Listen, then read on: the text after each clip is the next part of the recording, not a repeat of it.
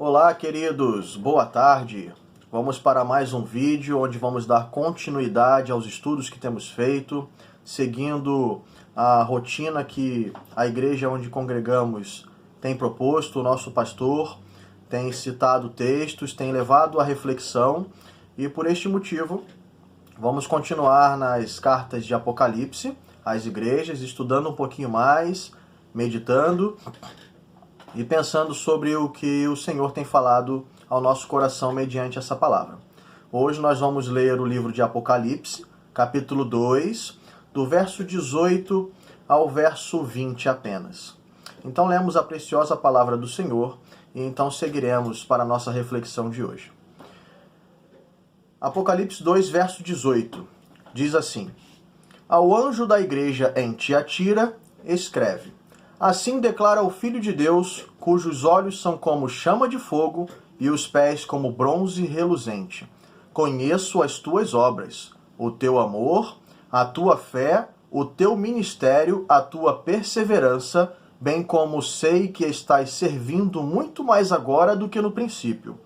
No entanto, tenho contra ti o fato de que toleras Jezabel, aquela mulher que se diz profetiza, porém com seus ensinos induz os meus servos à imoralidade sexual e a comerem alimentos sacrificados aos ídolos.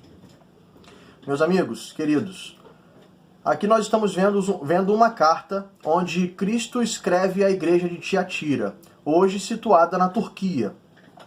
É uma igreja na qual estava ali sendo, em parte, elogiada porque tinha os seus princípios, tinha os seus valores, mas ao mesmo tempo tinha um problema que ela aceitou dentro do seu próprio espaço físico. Ela aceitou então que Jezabel tivesse deturpando com os ensinos que Cristo havia criado Tiatira para ser. Tiatira foi criada por um propósito. E então Jezabel conseguiu, com as suas artimanhas, deturpar este ensino, deturpar este propósito no qual Deus, Cristo, criou aquela igreja, e o povo acabou sendo dividido. Mas também mais adiante no texto, a gente vai ler, se você continuar lendo o texto de Apocalipse 2 até o final, você vai perceber que muitos ainda eram remanescentes. Haviam aquele povo de fé que permaneceram no ensino, permaneceram no estudo, permaneceram firmes nos princípios que Cristo havia instituído sobre aquela igreja. Então não estava de todo a igreja perdida. Não. Tiatira era uma igreja de muito valor. Tiatira tinha os seus valores. Inclusive em Atos capítulo 16, onde o apóstolo Paulo, na igreja de Filipos, hoje situado na Grécia, ele encontra uma mulher chamada Lídia. Lídia era de Tiatira, conforme vai dizer em Atos 16. E Lídia, ela era uma vendedora de púrpuras. Ela então vendia esses itens, né? Em Tiatira existia uma árvore chamada ruiva dos tinteiros. Ela produzia uma pigmentação vermelha a partir da sua semente e era usado para tingir as roupas de reis, monarcas, autoridades da época. Então Tiatira tinha os seus valores, tinha o seu reconhecimento, assim como em Tiatira também existia uma profissão de produção de aço, de polimento de aços. Por isso que possivelmente faz referência ao primeiro verso, ao verso 18 de Apocalipse 2, onde o próprio Cristo diz que ele é como pés reluzentes, porque ali de fato existia uma produção de aços reluzentes, né? Existia uma profissão na palavra original que vem ao momento nesse texto. Então Tiatira, ela era conhecida como, de fato, essa igreja que tinha os seus princípios em Cristo, mas que estavam sendo deturpados pelos dogmas teológicos, pelos dogmas de outras culturas que estavam sendo influenciados naquela região. Mas ainda assim, havia o povo fiel, o povo que permanecia firme, o povo que estava relutando para que não houvesse a queda pelos pecados. Tiatira, então, recebeu a carta apocalíptica, com a instrução de que ainda dava tempo, ainda havia tempo para que se arrependesse. Mas, no entanto, ela não estava se arrependendo. Por isso, queridos, eu quero falar com vocês a respeito de toda essa problemática que a igreja de Tiatira estava vivendo mediante Jezabel, mediante o povo que estava sendo dividido, a entender que, embora nós tenhamos a nossa fé firmada em Cristo, nós tenhamos os nossos princípios, não podemos permitir que tenhamos dentro de nós algumas circunstâncias ou algumas Jezabel que nos impedem de prosseguir no ensino, nos princípios, nos valores do reino para a nossa vida. Então, o que essa palavra fala ao meu coração e eu quero compartilhar com você para que também fale ao seu coração, é o que temos dentro de nós que tem nos impedido de perseverar nos ensinos, no estudo e nos valores do reino para a nossa vida. Eu quero pensar com vocês a respeito de um contexto que eu li em um livro no qual eu estou lendo ainda, e foi algo muito interessante que me chamou a atenção, saltou aos meus olhos a questão de como o autor vem dizendo sobre o que precisamos fazer para então estarmos dispostos a receber o novo de Deus na ilustração que ele fez. E diz mais ou menos assim: o autor chega a dizer que por um momento da vida dele, ele precisou fazer uma atualização no telefone celular dele. Logo, ele encontrou algumas barreiras, e é sobre essas barreiras que nós vamos falar agora. No primeiro momento, quando ele pegou o telefone e clicou para atualizar, ele encontrou a primeira dificuldade, que foi o espaço de armazenamento interno. O telefone dele estava cheio, estava sem capacidade de receber novas informações. Não era possível atualizar o sistema operacional do telefone dele. Então a primeira coisa que ele precisou fazer foi liberar espaço no telefone. Ele tinha que apagar coisas antigas, ele teve que apagar memórias, ele teve que apagar pensamentos antigos, vídeos antigos, tudo que remetia ao passado, que o impedia de receber algo novo, ele precisou liberar esse espaço para que houvesse, então, capacidade de receber o armazenamento. A segunda dificuldade que ele encontrou foi quando ele liberou o espaço, então ele clicou para poder atualizar, e aí o telefone chegou a informar o seguinte: você só está com 50% da sua bateria carregada. E aí ele relatou que uma nova barreira apareceu na parte em que ele ia atualizar e ele precisou então se conectar ao carregador. Conectar o telefone ao carregador para que ele pudesse ter energia suficiente para receber todos aqueles dados.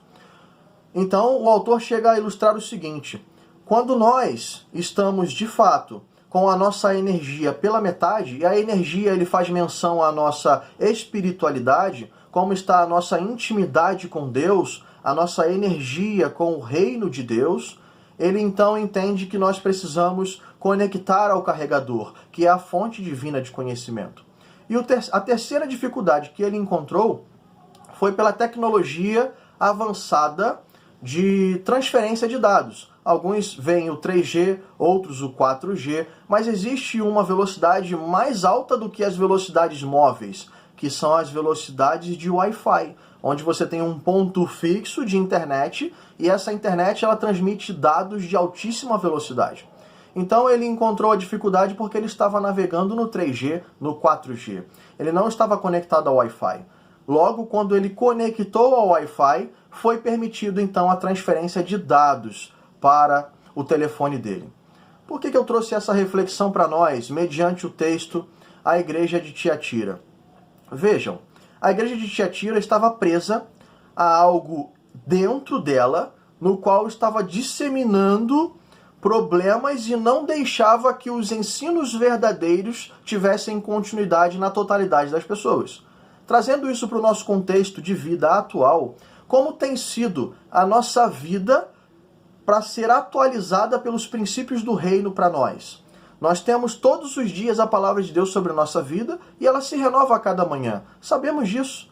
Mas será que de fato estamos dispostos a liberar o espaço que é necessário para que o novo de Deus chegue à nossa vida? Quer seja um pensamento antigo, quer seja um sentimento antigo, quer seja um dogma teológico, quer seja frustrações do passado, traumas, coisas que a gente carrega na nossa vida e não há um de nós que não tenha passado por isso até hoje. Todos nós já enfrentamos isso em nossa vida, se não estamos enfrentando ainda. Então, o que de fato vamos escolher fazer, assim como Jesus vem dizendo à igreja de Tiatira, que precisamos abandonar essas práticas, abandonar o pecado, abandonar o passado e olhar para frente. Um texto que me vem à mente agora, uma reflexão sobre a mulher de Ló. A mulher de Ló não conseguiu olhar para frente. Ela ficou presa ao passado, ela não conseguiu olhar adiante e seguir a orientação que Deus deu através da vida de Ló. Então ela virou uma estátua de sal e ali ficou. Então por que eu estou trazendo essa experiência para a nossa vida? Para que entendamos que não dá para olhar para frente andando, não dá para andar para frente olhando para trás o tempo inteiro. Imagine a nossa vida como um automóvel. Muitos já andaram num carro, num ônibus, quer que seja qualquer tipo de meio de locomoção. Ele existe um espelho chamado retrovisor central, que fica no meio do vidro da frente, centralizado. É impossível, aqueles que dirigem vão entender melhor, mas se não, você também pode entender. Aqueles que andam para frente num veículo dirigindo, é impossível você conduzir este carro olhando pelo retrovisor. Você vai bater, você vai acabar colidindo o seu veículo, você vai causar um acidente. Só é possível você andar neste automóvel, você dirigir ele com perfeição, sem causar um acidente para você ou para outros, olhando pelo vidro da frente, porque tem uma visão panorâmica. Quando olhamos então pelo para-brisa, que é o vidro da frente, ele tem uma visão ampla de todo o caminho à frente. Ele te dá uma visão no qual você consegue ter as visões periféricas, você consegue olhar os detalhes, você consegue então entrar na rua certa, você consegue não colidir no veículo da frente, você evita acidentes. E esse para-brisa é a visão de Deus para a nossa vida, é a visão eterna. Deus nos dá visão para que nós tenhamos o entendimento do que virá, assim como deu a José. José recebeu um sonho. José sabia que ele teria os seus irmãos perante ele, teria as questões que ele enfrentaria, mas ele ainda não entendia. Ele ainda não entendia o que passaria para chegar até lá. Por isso Deus nos dá visão, mas ele não nos mostra qual é o processo. Porque se de fato soubermos o processo, muitos de nós poderíamos desistir. Já pensou se Deus falasse para José que ele seria vendido pelos irmãos, e então ele chegaria a uma terra que seria vendido a um outro povo do Egito, e lá ele seria julgado, ele seria difamado pela mulher de Potifar, jogado na cadeia, e ficaria lá. Então resolveria um grande problema, dois grandes problemas, dois sonhos revelados. E ainda assim aqueles homens esqueceriam dele. E ele ficaria por mais 2 longos anos naquela cadeia, até então ser chamado perante o faraó e receber a instituição de governador do Egito. Já pensou se José fosse contado toda essa história por Deus e ele soubesse de todo esse processo? Talvez ele desistiria, talvez ele falaria, mande o meu irmão, porque eu não quero passar por esse processo, eu tenho muita coisa para fazer na casa de meu pai. Meu pai vai ficar sem um ajudante aqui, eu preciso pastorear as ovelhas dele. Certamente muitos de nós desistiriam se soubéssemos o processo que nos levaria a cumprir o propósito. Todos nós temos essa missão, temos um propósito. Deus, em grande maioria, não vai nos revelar o processo. Ele vai nos revelar a visão, ele vai nos revelar o propósito. E aqueles que vivem por propósito não têm tempo para perder com as Jezabels do caminho. Não tem tempo para perder com aquilo que está preso e não quer liberar. Aqueles que vivem por propósito têm uma visão. E eles sabem qual é a missão diária que precisam ser feita para poder alcançar este propósito. Então, qual é a nossa missão? O que precisamos fazer todos os dias? Se queremos ter intimidade com Deus, se queremos liberar o espaço para receber o novo de Deus, precisamos ter uma vida de oração, precisamos ter uma vida devocional, precisamos ter uma vida de leitura da palavra, meditação na palavra, precisamos ouvir e meditar mais. Há muitas pessoas hoje muito ocupadas e preocupadas em falar. Mas Deus opera também no silêncio. É quando ficamos em silêncio é que ouvimos a voz de Deus. Se tem muito barulho, fica difícil você ouvir em que frequência está aquele volume. Você não consegue discernir de onde está vindo a voz. Você está em meio a uma confusão de barulhos. Então, qual é o barulho que tem ecoado na sua mente hoje? O que tem ressoado nos seus ouvidos? Você tem ouvido a voz de Deus? Você tem entendido que você precisa liberar esse espaço no seu coração e na sua mente para que o novo de Deus chegue? Não dá para andar para frente olhando para trás. Não tem como. Você vai acabar tropeçando.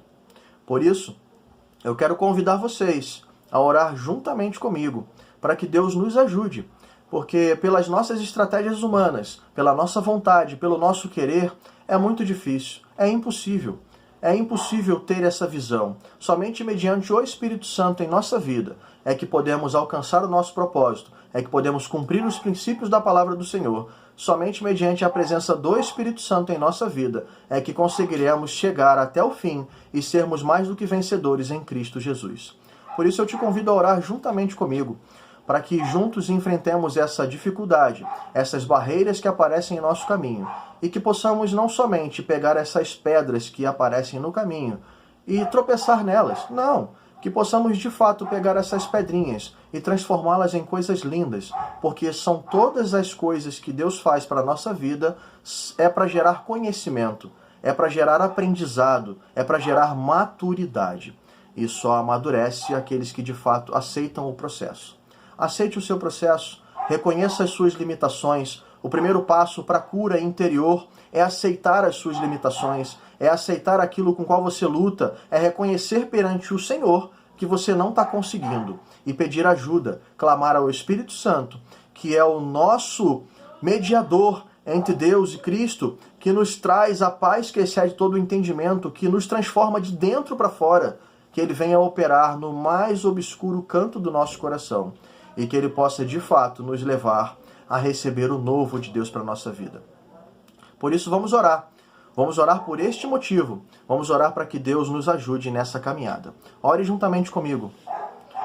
Senhor, obrigado, Pai, por mais um dia que a Tua palavra está sendo ministrada. Obrigado, Senhor, pela oportunidade de ter vida. Obrigado pelo ar que podemos respirar, Pai. Obrigado porque o Senhor tem nos sustentado em meio a todo o caos que está sendo o mundo.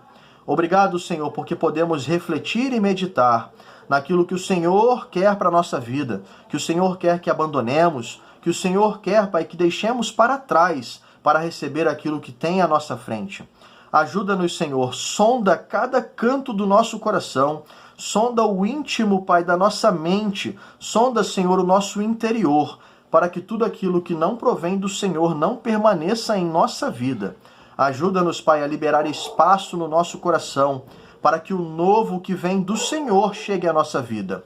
Não nos permita, Pai, olhar para trás. Não queremos, Senhor, virar uma estátua de sal. Pelo contrário, ajuda-nos, Pai, a permanecer firme na Sua palavra, para que então sejamos sal da terra e luz do mundo. Temos a certeza de que o Senhor não levanta ninguém para que tenha uma chama acesa e depois fique debaixo de um tapete. O Senhor nos levanta para brilhar a luz do Teu Evangelho e levar a Tua palavra a toda a criatura. Ajuda-nos, Senhor, a cumprir o nosso propósito de vida e que não venhamos a ficar preso a nenhuma emoção passada, a nenhum sentimento passado, a nenhum trauma, a nenhuma dor que nos feriu na infância ou no passado.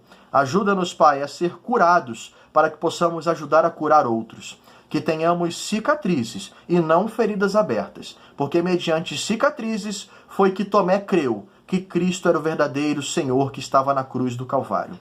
Em nome de Jesus eu oro, certo de que somente em Teu nome, Senhor, é que podemos confiar, descansar e esperar, na certeza de que a esperança é o que nos leva a um futuro onde será bom, perfeito e agradável, porque é pela vontade do Senhor que nós esperamos. Em nome de Jesus eu oro. Amém e amém. Que Deus a todos abençoe, tenham uma tarde abençoada e que Deus continue nos sustentando nesse propósito. Fiquem na paz de Cristo. Amém, queridos.